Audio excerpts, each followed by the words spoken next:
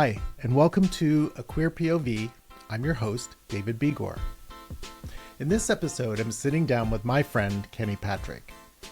Kenny and I met way back in 1983. Life took us in different directions, but we reconnected a few years ago. Getting to know them now, I've discovered someone that I truly love spending time with. Today in their 60s, Kenny speaks openly about their journey, identifying as non-binary, living with HIV since they were 21, and navigating nearly 28 years of sobriety. Their story touches on trauma, faith, family, and recovery. Here's my conversation with my friend, Kenny.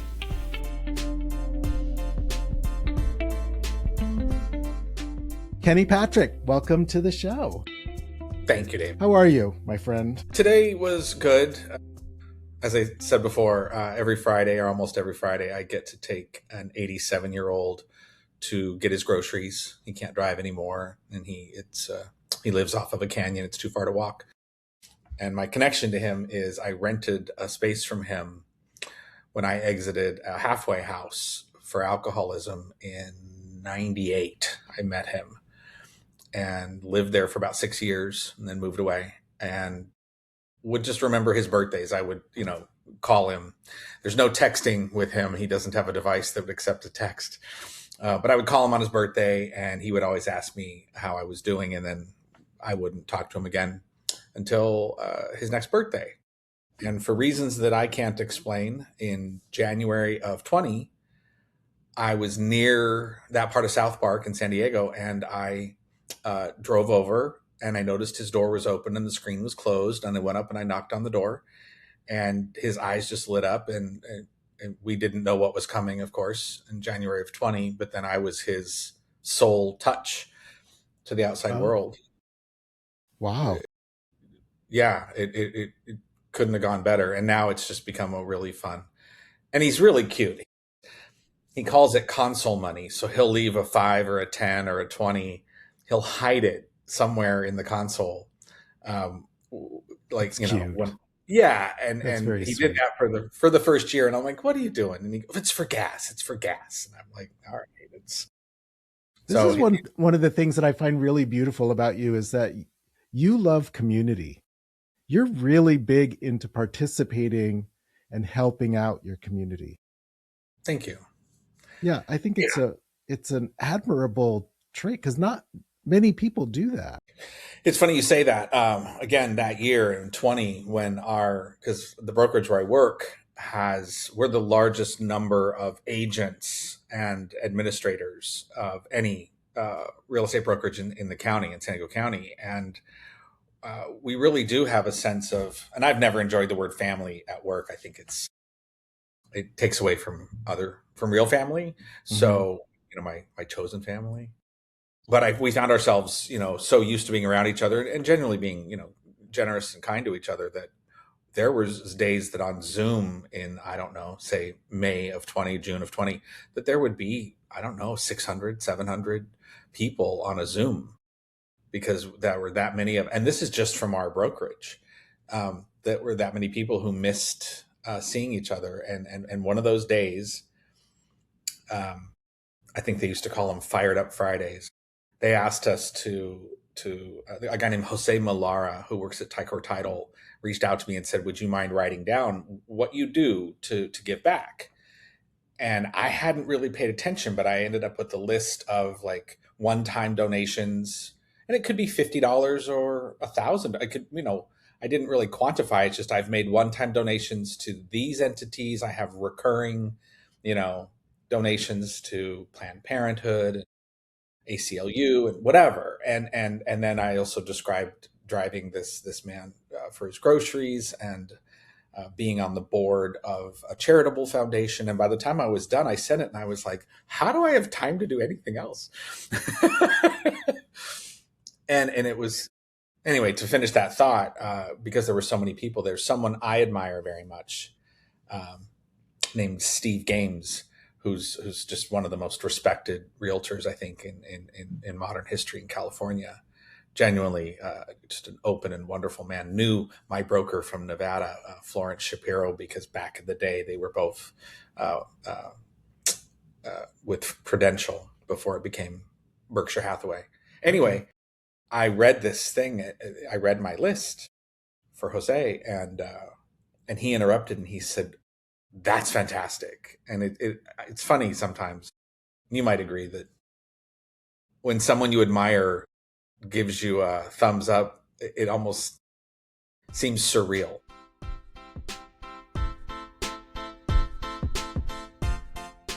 Have you always been community oriented, or was that something that came out of recovery? Yes and no. My great grandmother, so Grandma Grace, my great grandmother, my mom's maternal grandmother, helped raise us in the 70s, and somewhat in the 80s, but mostly in the 70s. And I can recall her saying things like, you leave the world better than the way you find it. Mm. I can recall her. I can recall a sense of like, you pick up trash on the sidewalk even if you didn't put it there. I mean, and the way that reads though, it can be kind of funny. Like picture a 10-year-old and 80-year-old, great grandma stops like she's been hit by a wall, and it's like, pick that up. And what does a 10-year-old say? I didn't put it there. You know? And I kind of recall her saying pretty much like, it's not what I asked. He's like, yeah, we're not having a conversation of how it got there. We're having a conversation about you picking it up. And so that translated into when I have since relapsed and gotten back into sobriety, but I have a longer story of being sober from 97 until 2025. Gosh, I don't remember when. Say around 2012, I started running or training to run marathons, and I couldn't run past garbage. So I had my compression t-shirt underneath my running clothes, and then often my other shirt, my outer shirt, would kind of be tucked into a belt that was holding my water bottles. So there's like this pouch, and I would come running in with like a bottle and a couple of tin cans and some trash in between. All tucked in between. Yeah, and then you pick it up, crush the cans, stick it in your pouch, and keep running. And to be funny, anecdotally, every now and again, there'd be a $20 bill in the middle of the desert on a trail next to a can, and I stopped to pick up the It's can. crazy what you find when you're looking down. I remember walking to the gym one day and I found a $50 bill. Right? Yeah, I was crazy. I was like, and so every day after that, I kept just looking down. I don't want to miss the next 50. And running into poles. I would say Hey, so. I'd say the start of me knowing about community is entirely credited. I'll say entirely credited to great grandma Grace, and then engaging in recovery in a way. It was the third time I had taken recovery seriously, and again, it started in '97. I was out of that halfway house in '98. I stayed very angry and resentful at the world as a newly sober person. So I wouldn't say I had a sense of community that was always received well, because I would want to do something, and if people disagreed with me, then I would revert to type. I would be, "What's wrong with you? Why don't you want to help me save the world?" It's almost like yelling at someone saying, "It's time to meditate." Like, you know, why aren't you relaxed? okay. And I'll name two organizations that did give me a genuinely truer sense of community, and that would be there's something called the Mankind Project, I've which heard of that. Oh, maybe you mentioned that to me before. could be at its core, and like I see myself as non-binary today, but I for only the first 50 years would have said male without giving it more weight than that. So it was really specific to men, and two of the things that attracted me when I went to sort of a "Are you interested?" kind of, where people can invite someone to come, people who are from the group, the Mankind Project. And when I heard them describe that there's something else called the Woman Within, so more targeted to women, what I loved is they immediately then said it is not the same program where we've just changed he to she. It's a completely different program because women's approach often to, say, community or inner strength doesn't look the same as men's approach to those things. So it wasn't a distilled version of the men's program and they just changed some pronouns and put woman within on the title. They wrote a completely different program. Women, like the women that knew the men, they wrote the program. They might have checked in with the men on a couple of style points, but not content, because it needed to be geared to its audience truly and not just altered a little bit and claiming that it would be beneficial to women. So that drew me to this group of men because they weren't showing up in what I would call a predictably controlling, narcissistic, toxic way. Okay. They were sharing what they'd learned with women, but not managing it. The women then made it their own. And so that drew me to the men, if that makes sense. Yeah, yeah. Was this like oh, what do they call them when you go for like a week or 2 weeks to oh my God, Like there's a a name. retreat. A retreat. Yes. Was this like a retreat that you went to? No, it's been a long time since I've done the weekend thing. So, Mankind Project will have, they call it a circle, where, you get together and you sit in a circle and it's very indigenous in its approach. You call in the four directions, north, south, east, west. Talk about like Father Sky and Mother Earth. So it's very, in my understanding, in an indigenous approach to being one with the elements and one with everything outside of yourself. They do, or back in the day, I attended a weekend as a new member. I want to say it started at 6 o'clock Friday and went to say 1 o'clock in the afternoon Sunday. Uh, and I volunteered a couple times for weekends later. So I don't think it's more like a retreat where it's immersive and you've got time. It's pretty fast paced because we've got 48 hours to impart. Is it only people in recovery, or is it anyone that could go to this? No, there happens to be a lot of crossover, Okay. but one doesn't inform the other. They're not Okay. related.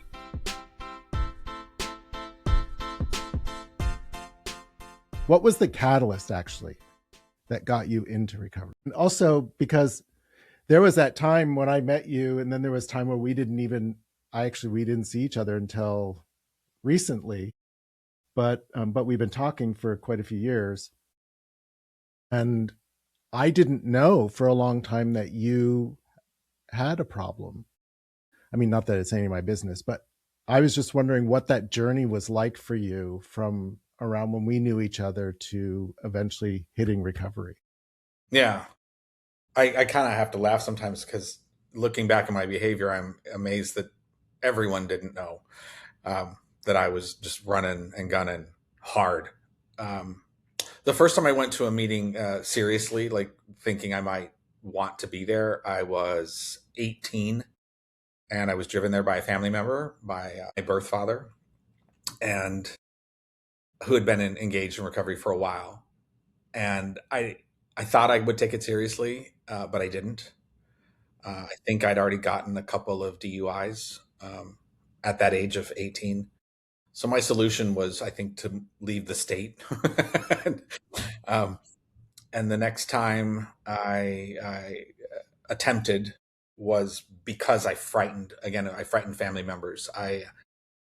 Um, One of my sisters had like a surgery on her knee, I think, or her ankle, or she couldn't walk, she couldn't drive. And so her husband, I think, worked long hours. So I had her keys to her vehicle and I was supposed to go get her groceries. And on the way was an ATM and a bar. And I don't know that I ever brought the groceries back. And it's awful. It's just awful. But that particular night, I pieced it together. Again, this was probably 93, maybe. Uh, Somehow someone gave me the keys again, and I was supposed to pick up a younger sister. I have quite an age range of siblings, half siblings, step siblings, and I think she was maybe 10, and I was supposed to pick her up after a dance in one of those storefront dance studios in Mm-hmm. a mall, or not in a mall, a strip mall, along Yeah. Lake Mead, Rancho. Um, That's probably where it was, Lake Mead and Rancho, or Lake Mead and Decatur. This was in Probably. Las Vegas. Yeah, sorry, Las Vegas, Lake Mead Yeah. and Decatur. You would know probably exactly where that was. Yeah. Um, and apparently, I almost drove into the plate glass. So I'm driving one sister's car, going to pick up a minor, sister who's like 10, and I frightened, of course, the teacher and all the students. And my solution, because always wanted to jump well into drama, was to go lay down on Decatur in the middle of the street, hoping someone would run me over. I was so angry and ashamed. Mm. And so that was the second time that I started going to meetings and taking it a little more seriously. But I didn't really stick until, and again, it involved one of my sisters. I waited till she was on vacation, broke into her house, um, borrowed her vehicle till it ran out of gas. And then I think I went back and borrowed her boyfriend's vehicle. Uh, and and so she pretty much insisted, and that was in '97, and that moved. And I had a great job. I was employed at a Fortune 100 company. They had fantastic benefits, so all I had to do was tell the truth, and they put me into recovery that they paid for. It was kind of, it was weird because I stood out in that setting because most people near me were coming out of jail or coming out from under a bridge, literally people who had lived under bridges. And I'm there on insurance from a Fortune 100 company with luggage, you know, like that matched, it's like, um, and I have to say that the last bit of my answer about getting into recovery, at that halfway house, we were, anyone there was required every week to fill out a form, like how many meetings have you been to? Are you in contact with the sponsor? Just recovery specific questions. And then the last one would talk about your time there, because back then it was a 9-month offer. You could stay for 9 months. And for the first couple of weeks, I would write on that bottom question, "I'm moving out tomorrow." I hated it. My ego was being dented from every direction. I couldn't imagine a life without alcohol, because am I ever going to have fun again? Am I ever going to have sex again? I didn't realize how attached those things were to being out of my mind, drinking. And I don't know when it happened. It probably had to do with a sponsor. But about a month into those 9 months, I went from, again, drama. I went from writing, "I'm leaving tomorrow." Then my answer was, "I'm never moving out." Yeah, so that was, and then I didn't drink from September of '97 until June of 2025. I was engaged in recovery that whole time. The last few years, obviously not successfully, not as many meetings, not as much contact with other people in recovery, and I began drinking in June of 25. And it's exactly as all the literature for recovery prescribes, or not all, but most. It might start out slow. You might think maybe you were wrong self-diagnosing as an alcoholic. But I went from, I'm going to have a White Claw every couple of weeks when I'm with friends, to buying 24 packs of Heineken and a bottle of vodka. From June to what, December? Yeah, well, Was that the so time frame? let's say June and July and early August, I was behaving like what anyone might call a social drinker. Like, I didn't have alcohol at home.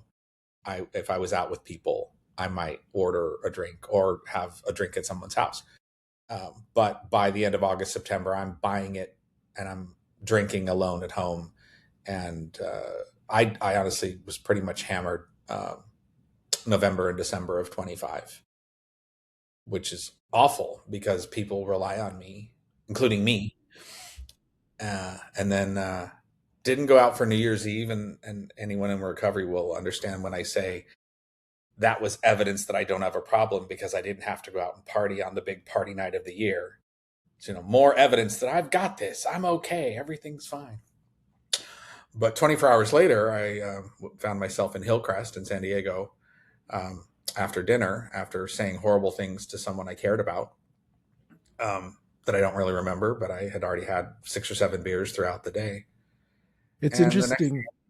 Sorry, I didn't mean to interrupt you yeah, again, but just the last thing I know is it's 4 o'clock in the morning and I'm in a hospital in the drunk wing. And yeah, so someone felt the need to call an ambulance and get me there.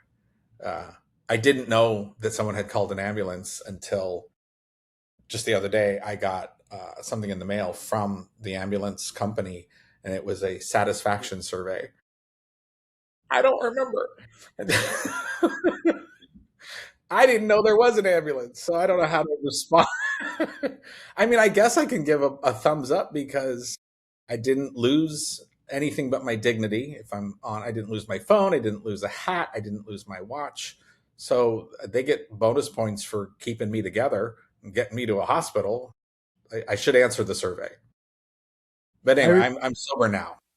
and I remember when we had breakfast and you were telling me about this, and I was wondering, or I have been wondering, what is it like for you to talk with people who can hear the experience? Like I can hear this experience that you're going through, and you saying at that time you were you convinced yourself like I can handle this, and someone like me who has not been through that process, what does that feel like to you when you are talking with people who don't understand what the mental process is that you went through to So you're asking, what do I think when I'm talking to you about me being an alcoholic?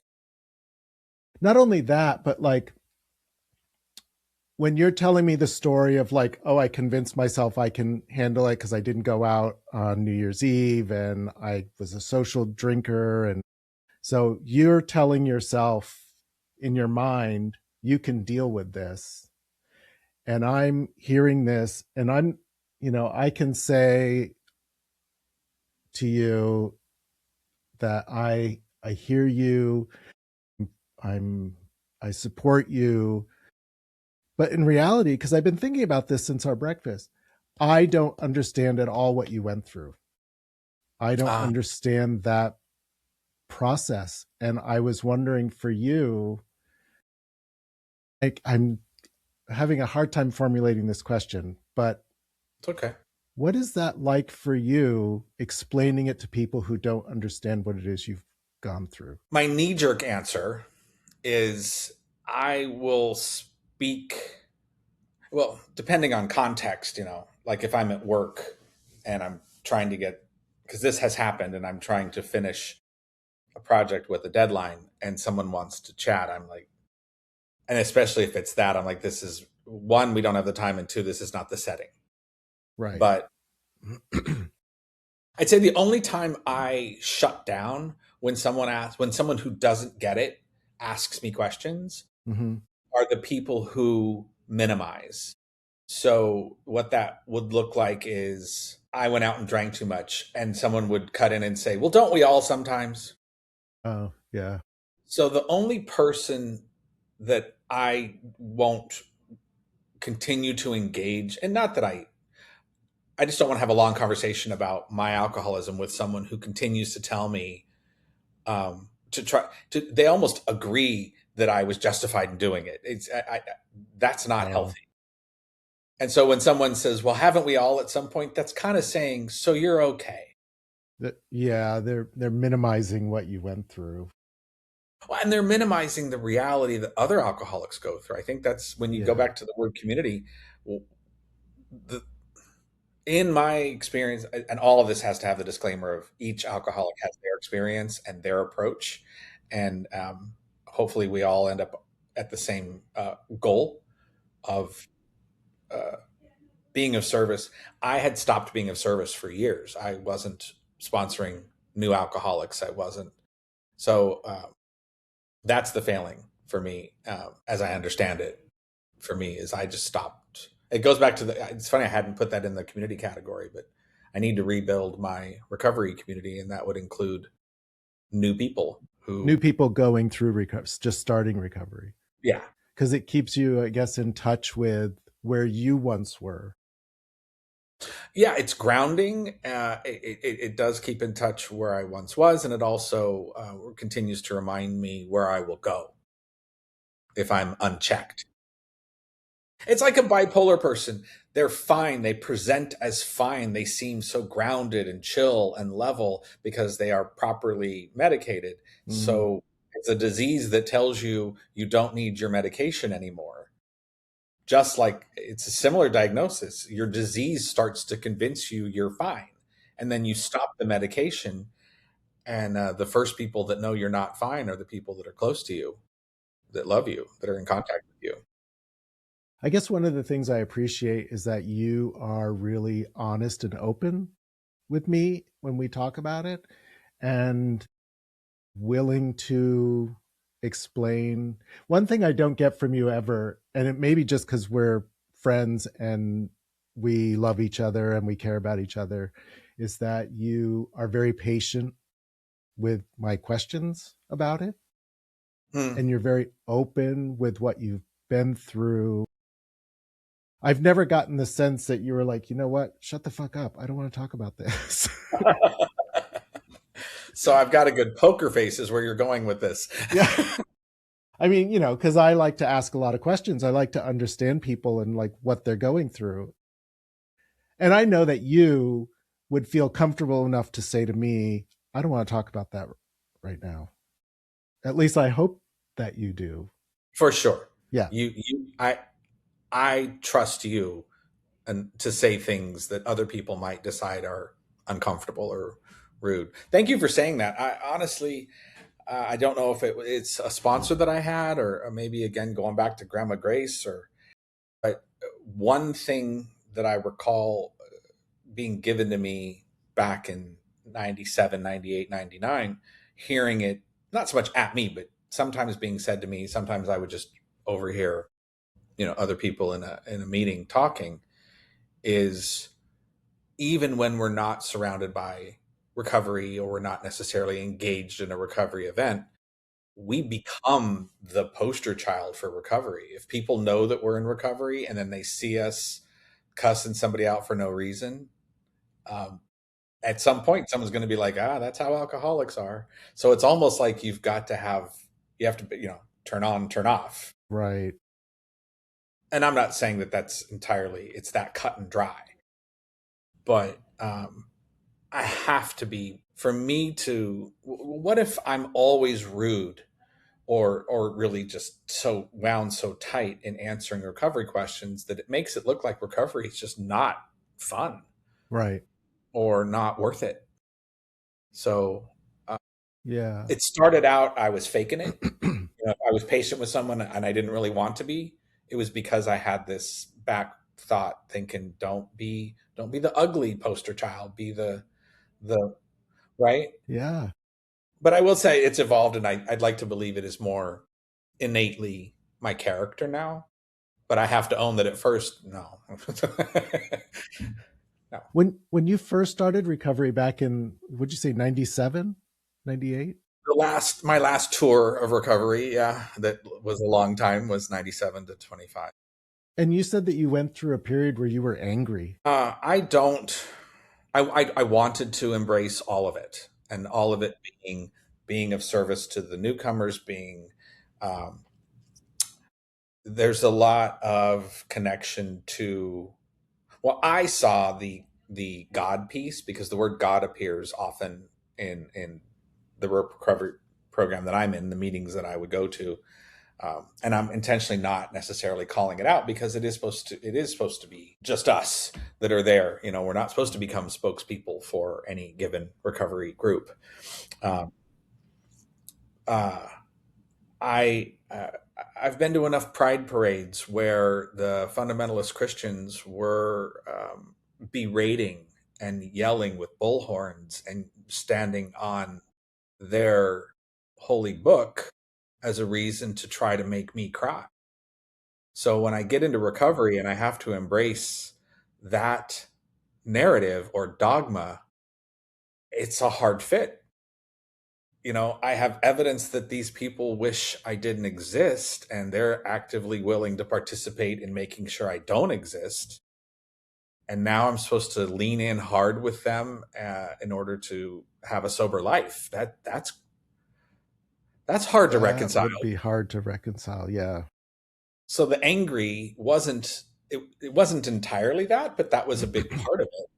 I'll tell you this: I spent I'm going to go from like 97 to 2001 lying to anyone that would listen, and they'd say, "Do you pray in the morning? Do you pray at night?" Oh, of course I do. Of course I do. I wasn't. I just wanted to fit in. You know, they're all talking about first thing I do, I wake up and I fall to my knees and I thank God for waking me up. Yeah, me too. I wasn't doing it. But I wanted to fit in, and I'll never forget this moment. I know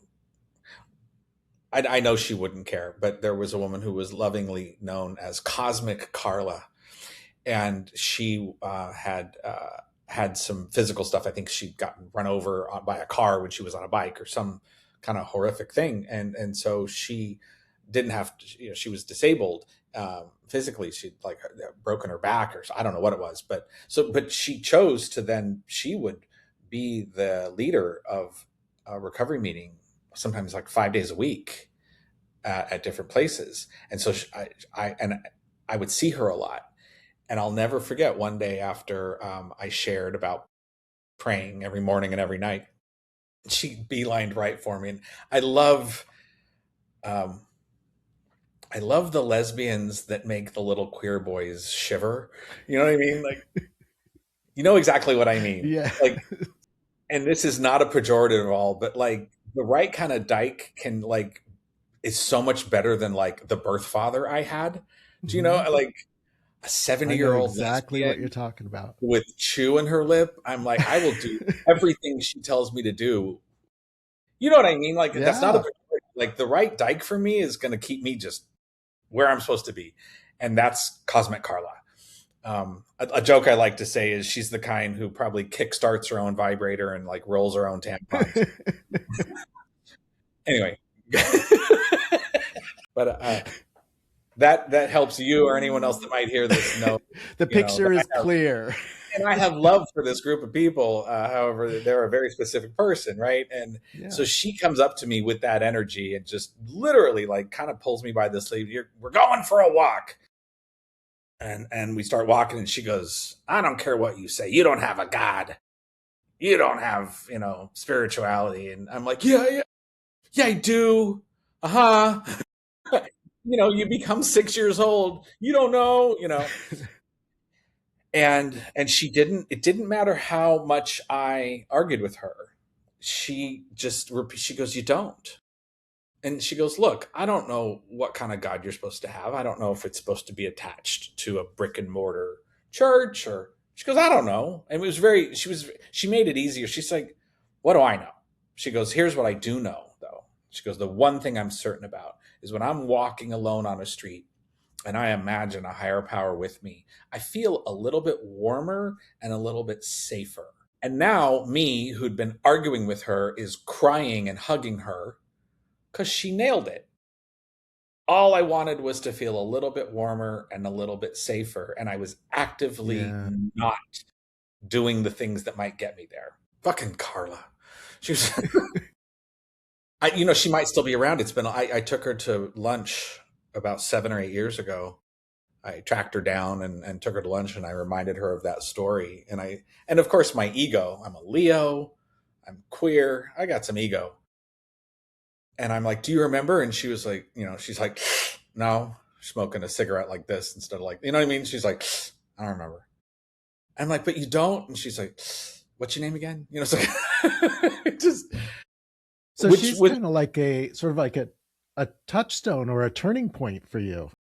Yes. And so I put so much on that relationship and on that moment. And she probably had that same moment every Saturday for 30 years. So I'm like, you don't remember me? And she's like, no. Why would I? And not in a mean way. She wasn't dismissing me. She answered I'm like, do you remember that? No. Really? Another thing that I heard in recovery that I could attach to is until the newly sober person has found their higher power, and pick a word for, I'm not going to go down the list, but has found their higher power. What I did hear from people that made a lot of sense to me was it doesn't really matter what your higher power is as long as it isn't you. So they're saying that I can't be my own higher power.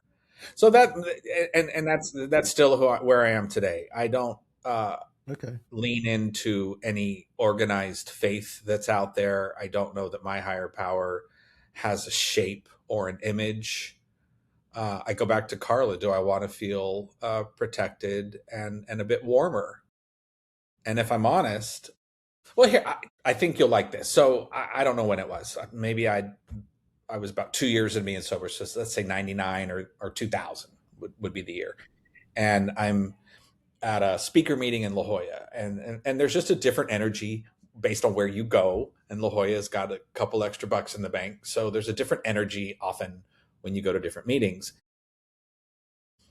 And I would have quite an in my head around people with money who then hoard it, right?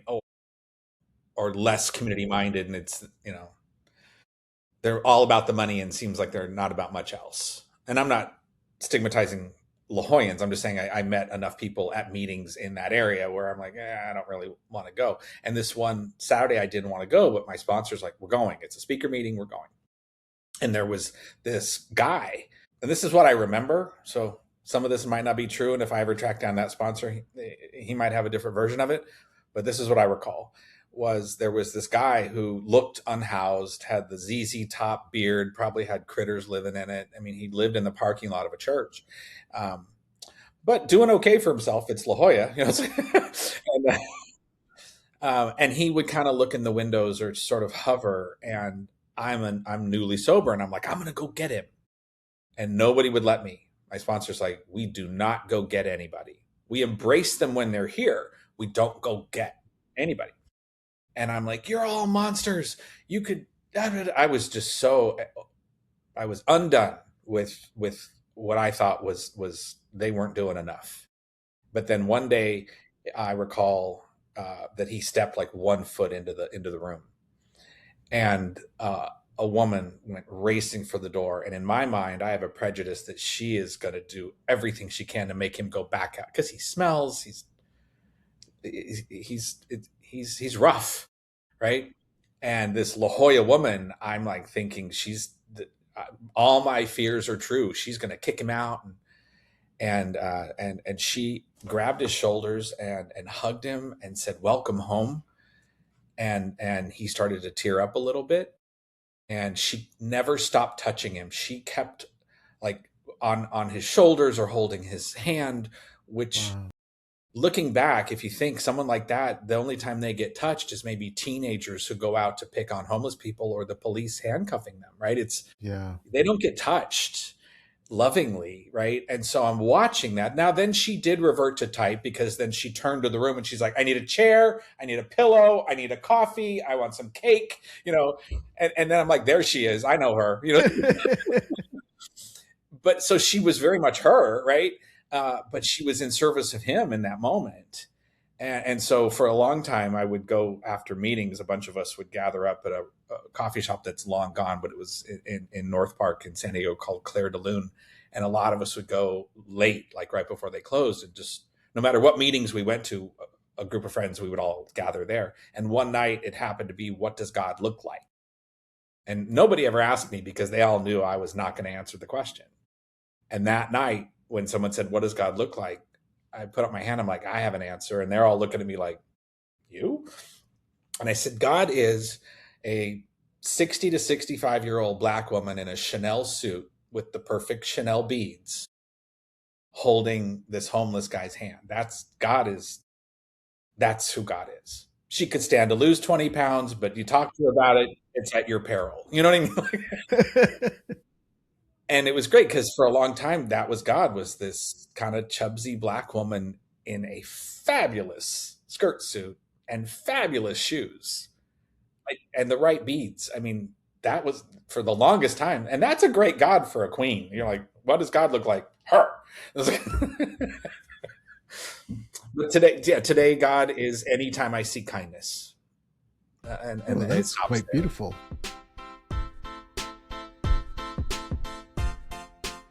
When did you seroconvert?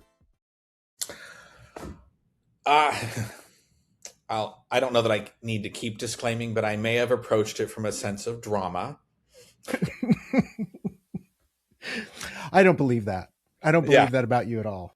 a really good chance I went for the biggest possible, punch.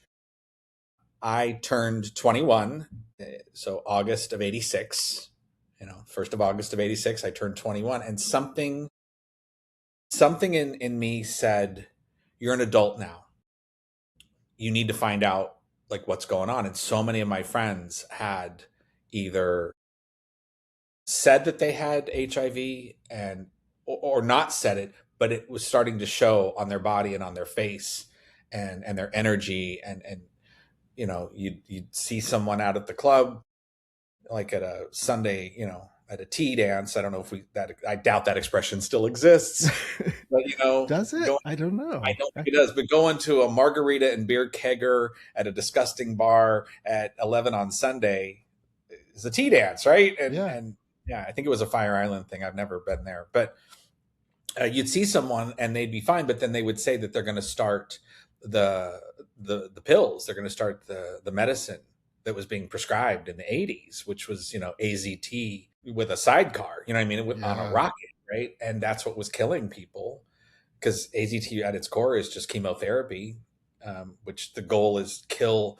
the disease at least a minute before you kill the person, right?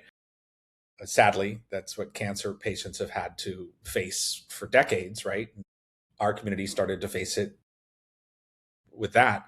And then, you'd call their apartment, like you wouldn't see them the next Sunday. You remember this. And then maybe you reach out and you call and their mom would answer the phone. And they're like, oh, so-and-so's in the hospital. When their parents are in their apartment and their parents live in Iowa, and you're in California, your friend's about to die. I remember those. Yeah. So watching that and then turning 21 and thinking, if I'm really an adult, I'm a responsible adult, even though I was drunk and high and messy in every possible category that you might want to drop the word messy on. I'm willing to own. Yes, I was. I'm sleeping with my friends' boyfriends. I'm sleeping with my friends' husbands. I'm drinking and drugging my way through relationships and apartments and jobs and everything. I was running as hard as I could and as fast as I could. But I still had this sense at that age, I need to act right. I need to act like an adult. And what does an adult do? And I needed to know if I was spreading this disease. It was really not even about me. Because if I'm going to own in a deeper way, and I know we're getting close to an hour and maybe this is going to be next time, but I've always thought I was supposed to die because of things said to me as a child, of how the gay community gets treated, and then ultimately how the HIV community gets treated. At some point, it's like, I'm not just a punchline. I'm part of like Hitler's final solution. Like, let's wipe this group out. And I thought I was in that group that deserved to be wiped out. I believed it at my core. So when I went to go find out at the age of 21, do I have this and am I spreading it? It had nothing to do with my own health. It was, am I harming others? And sadly, the way the world is, I went to a free clinic and they did the blood draw. It was early in the month, right after my 21st. And before the end of the month, so it was still in August of 86, I went back to that clinic. And the doctor, I remember on the phone, they said, are you going to bring someone with you? And I'm like, no, why? And I think I kind of knew why, but I'm like, no, I'm an independent woman. Fuck you. It's like, and I went in and this doctor tells me that I have 4 months to live. And my only response, and it was because my T cells were so low. And at that time, they didn't know. At that time, I really believe they didn't know. They thought everybody had a baseline of, say, a certain count for T cells, and then if it started to go And I never had that. What they figured out for a lot of people like me is I had never had a high T cell count. But anyway, they told me 4 months, and my only response was, all my friends get 6 months. Why do I only get 4 months? And I'll never forget, the doctor said, your numbers are just that bad. And the behaviors you've described about how you treat yourself, you got 4 months. And so in August of 86, I was told to get my affairs in order, and I had 4 months. I have since been running marathons in jungles and training people to run marathons. So that doctor was operating from bad information. I'm not going to say he was a bad person. Right. But then Right. something else happened that continued to cause me to have the "you deserve this" narrative. Mm-hmm. Is he said, "Do you want a hug?"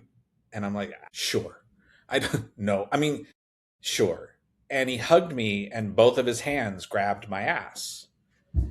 And Wow. it just wasn't a surprise to me to have an older man, when given a chance, uh, uh, try to be intimate without permission. And in a moment like that, But it's wow. not, and that wasn't the last time. I had a sponsor who I will not name, and I will, if I'm honest, never speak to again, but was my sponsor for a while, going back at 97, 98, 99. When we did the third step, there's something about the third step that has to do with, like, go out to nature and get on your knees with your sponsor and hold hands and say the third step prayer. And it's all very dictated as to how you're supposed to approach it.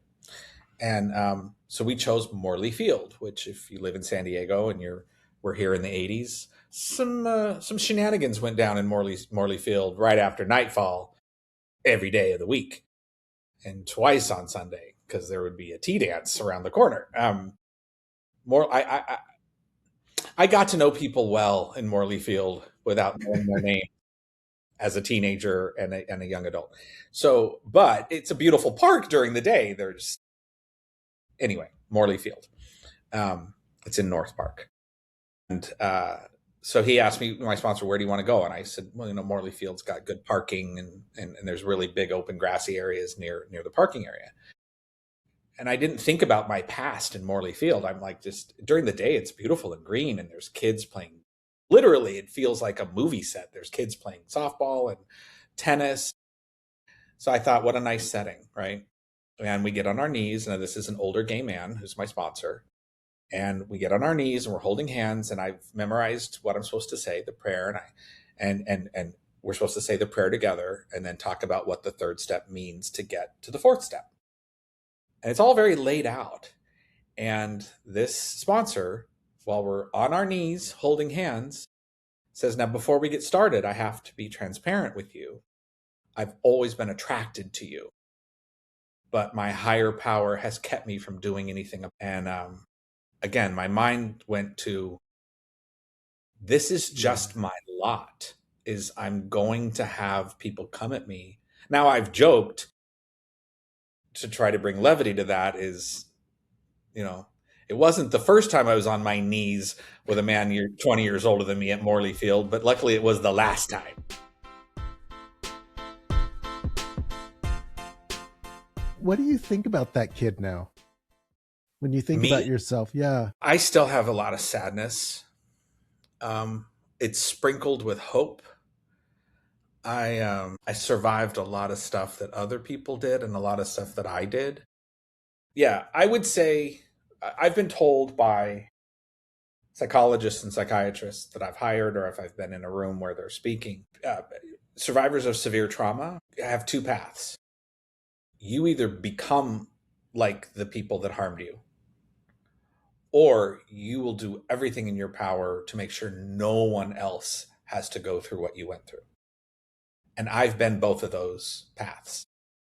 So I did harm for a long time, and I got to blame it on alcoholism, but I did harm because it was so familiar to be sexual at people who had given no indication and no permission. Right? And not just sexual, but aggressive verbally, shaming someone.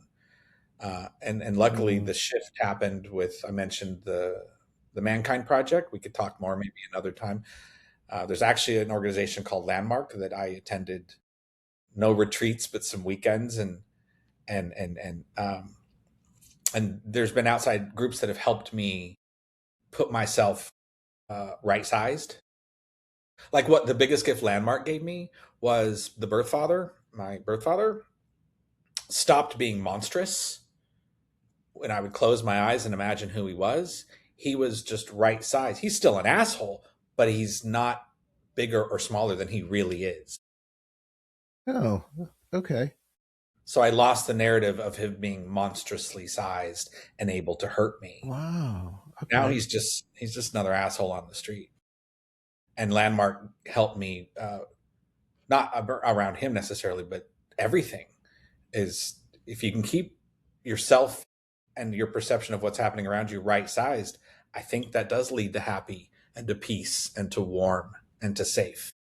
I think I get what you're saying. I was talking with a friend of mine about how people get stuck in our minds of, if you haven't seen someone for 15 years, whether they were an awful person or not, they're stuck in your mind as that person, right? And if it's someone who did you a lot of harm, that's hard to let go of. You see that is who they are every time. And wow, I applaud you for like being able to take that and, as you said, right sizing and just making him into a person. Yeah, one of my sisters tried to cause me to have more of a relationship with him than I wanted. This goes back 15 years. And I would quietly, I'm just like, would you stop? Like, stop giving him my phone number. Stop telling him where I am. I'm a grown ass adult. Like, stop it. And then after I went through Landmark, I called that sister and said, I'm going to unblock him. I'm able to receive a phone call from him without it hurting me again. And maybe we will know each other. And now it hasn't happened, but he's no longer blocked. And I've told the people that I said that I gave directions to, I've unwound those directions. I'm like, if he asks about me, address, phone, I don't care. Email, go ahead. He's never asked. Do you think that's because I mean, do you think that's because you're at a point now where you can handle the conversation with him, no matter what that conversation is? Absolutely. Yeah. He can never, and it's rough to do the always and the never and the nobody and the everybody. Yeah. I'm certain he can never hurt me again. Yeah. So if he needs to talk, okay. If he ends the call with, well, this was nice, I'll probably be like, click. Because that will be nice for me. Yeah. But what if he needs it? If I'm truly a giving person and a sense of community, and one of the people in community happens to be this person, Yeah. I'm okay. I'm okay for 10 minutes. It won't be 10 minutes every week, but Yeah, I think you'd be a better person than me in a situation like that. well, it hasn't presented, so maybe I'm kind of talking out of the side of my neck because Yeah. what if he called right now and I'd be like, yeah, fuck you. Yeah, but I'm wondering, like, if he walked into where, if you were at a meeting and he walked into that meeting, like what you said that woman did with the homeless person, Would I embrace him? would you embrace him? Probably. Wow. See, that makes you a much better person than I would ever be, because But it wouldn't be an indication that I desired an ongoing relationship. True.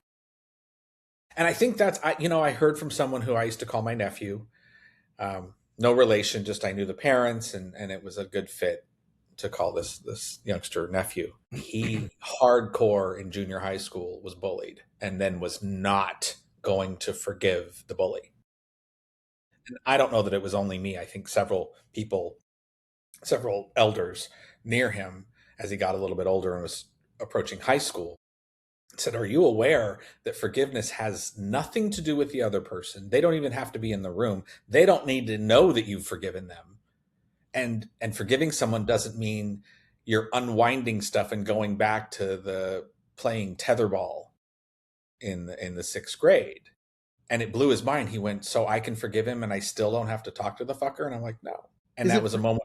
is it forgiving him, or is it forgiving yourself for who is it forgiving yourself for who you were in that moment? I mean, I don't know if it is forgiving. I don't know if I could forgive. I mean, like as I said, I don't know if I could do that.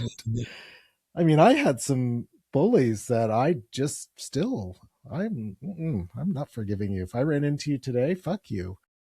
But Yeah, that happened at my 25-year high school reunion. Someone who used to slam me into lockers, slam my arm into an open locker, was slamming the door on my arm in junior high. yeah, Uh, it was around the 25th or 30th. Look, I'm almost 200 years old. I graduated a long time ago. But it was at a little a bar or restaurant or whatever, kind of near the high school reunion. It was very small, maybe 15 people, and we were all from the same class. I was there with a couple of women that I'd known since junior high, and one of them said, I hope Kevin comes. And I'm not going to say his last name, but I said his last name, and she went, oh yeah, I always had it bad for him. And I'm like, yeah, he almost broke my arm more than once. And in that moment, she went, damn it. She's like, you just ruined like a childhood fantasy. I'm like, that was not my goal, you know? And then he did show up, and he came over, and there was a chair. There was like 3 tables, right? And there was a chair open at the table where I was seated. And he looked at me and he smiled. And I literally went, are you fucking kidding me? And he went, well, that was a long time ago. Yes, it was. Are you fucking kidding me that you're going to sit down across from me and act like nothing happened? Well, yeah, I was this and I was that. And I'm like, okay. And I said out loud, I have forgiven you, but that doesn't mean we're breaking bread together. yeah. I guess again, you're better than me. I I can forgive myself for who I was in that moment of not defending myself, of not being strong enough or thinking I wasn't strong enough to do that, but I cannot forgive them. They can become a better person, great. They can have their lives and whatever, and they may regret what they did, but it was painful in the moment and it was humiliating. And I am not, I don't want anything to do with you or talk to you. I don't want to rehash it so that you feel better about yourself. Not interested in that.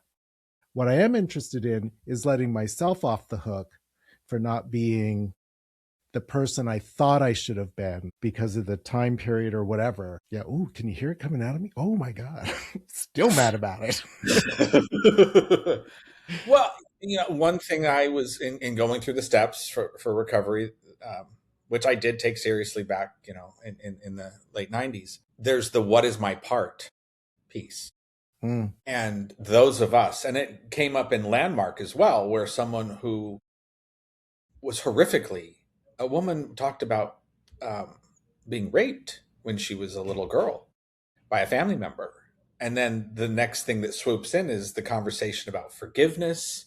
And if you saw them in a room, would you talk to them? A lot of what we just talked about.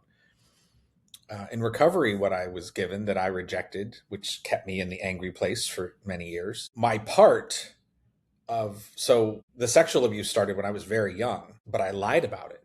So my part was I lied. The lie did what it was supposed to do. Because if I didn't lie, I didn't know what was going to happen. You know, I think it's really got nothing to do with them. It's got nothing to do with them. Of all places to get, wisdom, I think it's Ethan Hawke on some red carpet. And I can't remember, someone else put a microphone up and talked about for herself. She said that she just had realized that she loved someone more than they loved her back. And you may see, I don't know where it is, TikTok or Instagram, I don't know where it is. But his response is, you can probably Google, but his response was, the sun doesn't care if the grass is enjoying its rays. It keeps shining. And I'm like, right? So he's like, if you're the one, I know, wow. fucking Ethan Hawke, Captain, my captain. But that's sort of where I'm going. Like the things I've engaged in to forgive myself, to attempt to forgive other. Well, I should say, attempt. I haven't entirely forgiven myself. Um, is I loved hearing that the sun is shining because that's what it does, and it does not. It's not asking the grass, "What do you think?" And the grass is benefiting from it, and it's not checking in with the grass.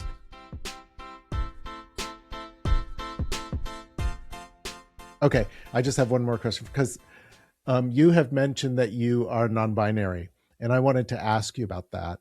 How do you express that within yourself? Thank you. The bigger narrative is I've always known at some point that saying boy or man was uncomfortable for me. I assigned it to being effeminate or queer and thinking, oh, that's the explanation.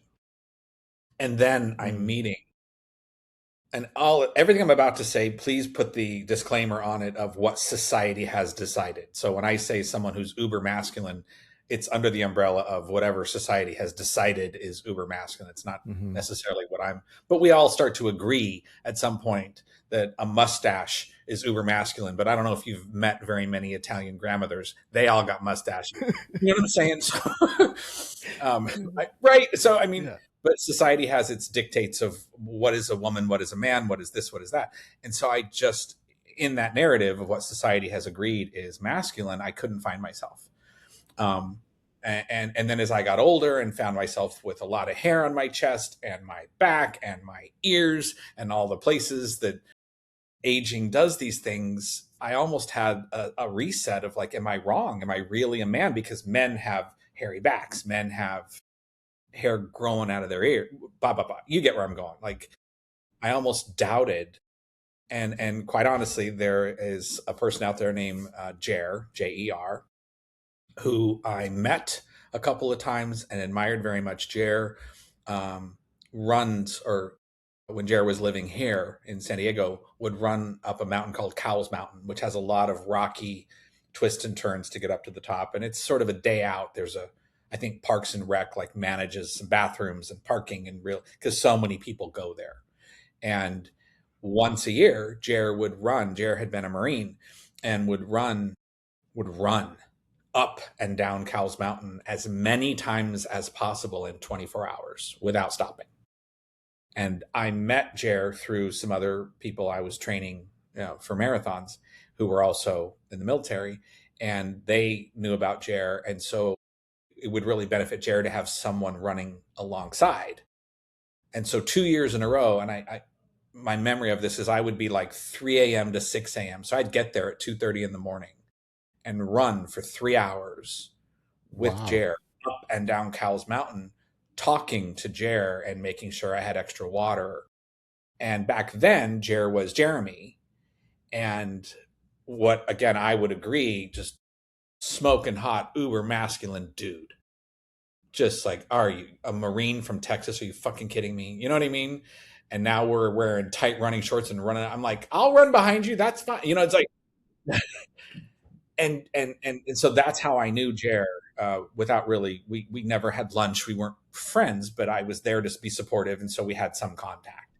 And I've started following Jer on social media, and Jer was getting ready to do a Spartan. I think it was either a Spartan or a Tough Mudder race, which those are usually about a half marathon with like 20 obstacles.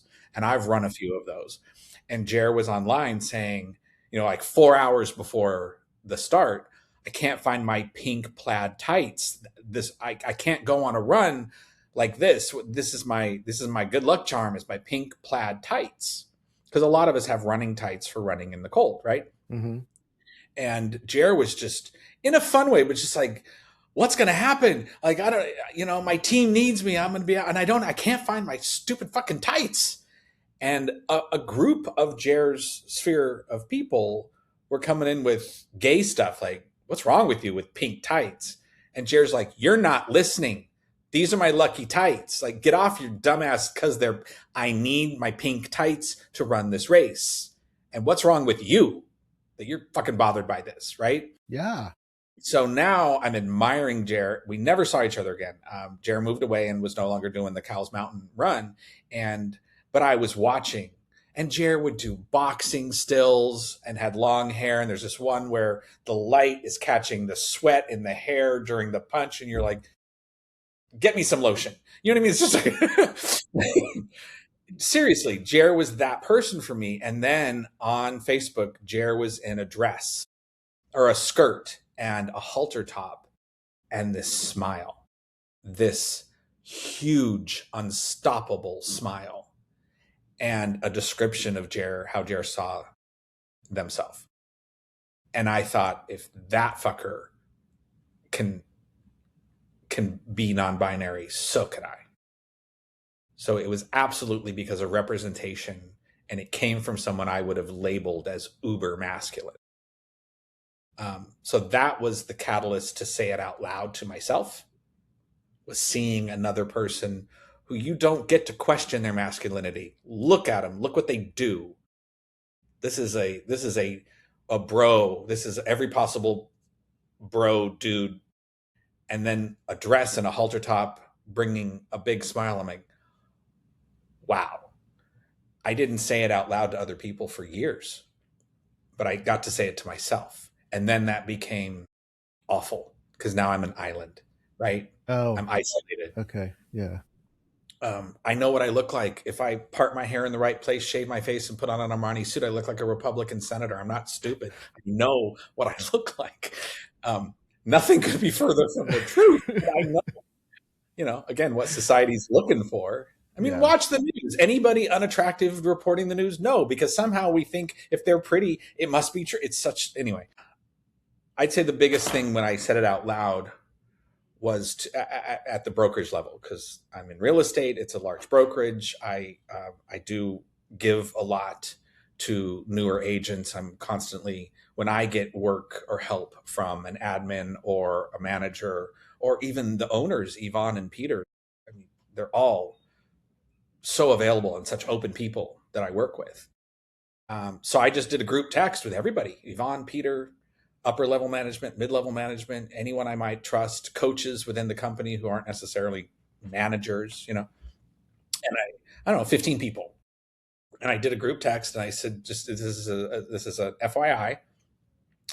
The words Mr. and Sir and he and male just aren't a fit.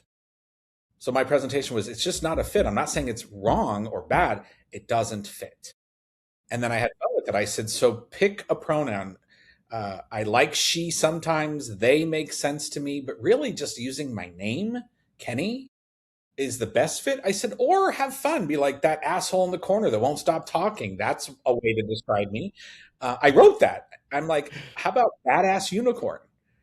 And what was overwhelming to me is this very diverse group of people, diverse in income, diverse in age, diverse in background, right? This very diverse group of people. Every single person replied with support. Every single, and not just a thumbs up, but their own words of support. Now, what was great was Peter, and he'll kill me for saying this, but I admire him, and I think he knows that. He called.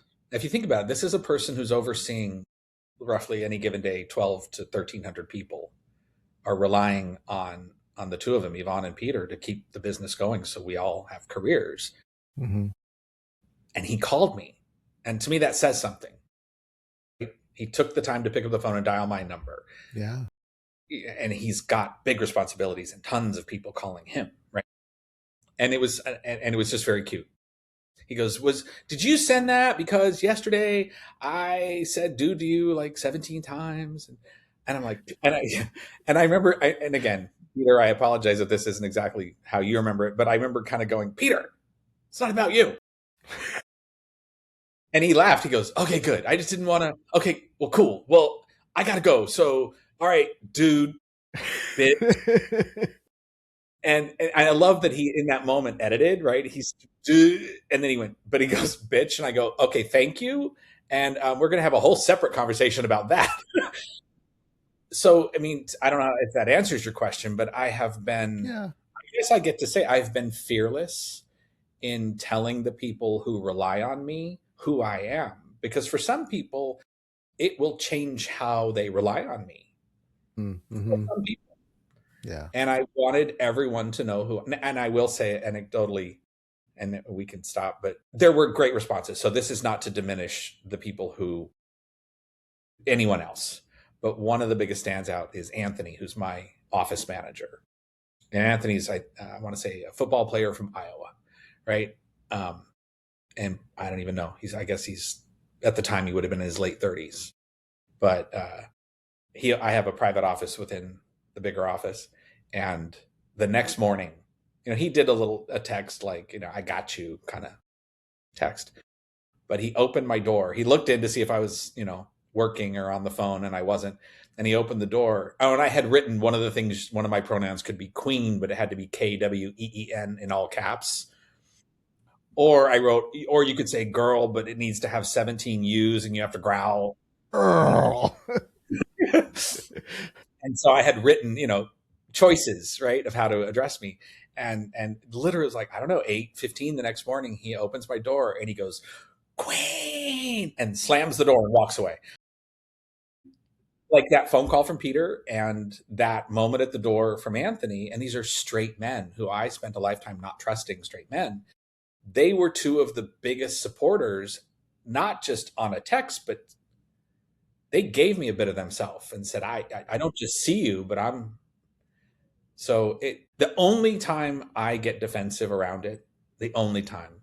And again, when it goes back to anyone who might attempt to dismiss or someone who wants me to become the spokesperson for an entire group of people I don't know, um, or they make it about them. Well, I've known you as for so long, you're going to have to give me, I don't have to give you shit. That's right. It's okay for you to fuck up and then go, did it again. And literally in that moment, I feel more intimate with you and closer to you. Yeah. But if you follow it with, but you got to give me a break. No, I don't. Don't got to give you So, shit. Yeah. yeah. And I've thought about altering my forward facing marketing for my business because the most successful realtors, it's all referral business. Mm-hmm. And I'm not shy about who I am. I say the word boyfriend in front of people. I've had people get up and leave conference rooms after I say the word boyfriend. There's nothing you can do about that, right? But I've thought about saying I'm your non-binary realtor almost from a marketing standpoint because nobody else is saying it. And then my next thought is don't use it. So I'm on the fence Mm-hmm. some days. Yeah, there's still a sense of I don't know, shame is not the right word, but that we Well, it's vilification. People try to vilify. yeah, and we is this the right term? Gatekeep ourselves. We stop ourselves from being fully who we are. I call it code switching. Okay, code switching. But gatekeeping code, I think it's the same narrative. I think they're in the same box of I know how to edit Yeah. to not stand out in a way that, I mean, look at the bigger narrative when the gay community is accused of, or queer community is accused of lying. It's like, we did it to survive. Yeah. Of course I know how to be duplicitous. It's the only reason I'm still alive. Yeah. And somewhat sane. I mean, there's some people who refuse to and they end up locked up, and if it's 1955, right? We had to protect ourselves. We had to hide who we Yeah. truly were to make it to today. To get a promotion at work. Yeah. Not be harassed, to be told it was okay. Yeah. All this talk of bathrooms and transgender people, sadly, full on trigger for me, because I remember having a job when I was maybe 20, and it was a restaurant with only one bathroom, small restaurant, one bathroom. The door's locked. I come out, and some other server, I was working in the kitchen, but some other server was like, "Oh, now I'm gonna have to clean it before I can." Now I have to like sterilized the bag. Yeah, but said this in front of me. And I remember at the time going like, why? I didn't get it. Because I remember thinking, I'm in California. Y'all are supposed to, this is supposed to be better than Nevada. But it's person for person. Yeah. Yeah. Code switching or gatekeeping. Yeah. And they're everywhere. But so are we. Yeah. And we're a lot more fun. We are. All right. Well, I'm going to let you go now. We will definitely do this again because I love talking to you. So, yeah. Yeah, we can talk more about some of the. Yeah, this was awesome. Yeah. I almost feel like we just had a therapy session. I know. Thank you so much. Yeah. Thank you, David. Thank you for listening to this episode of A Queer Point of View, Friends, Loves, and Life. You can find me on Substack, YouTube, and Blue Sky, all at David Bigor. DM me some questions, send me some ideas, or just say hi. If you have a moment, please leave a review wherever you listen to podcasts. I'm David Bigor. Until next time, be bold, be free, and most of all, be you.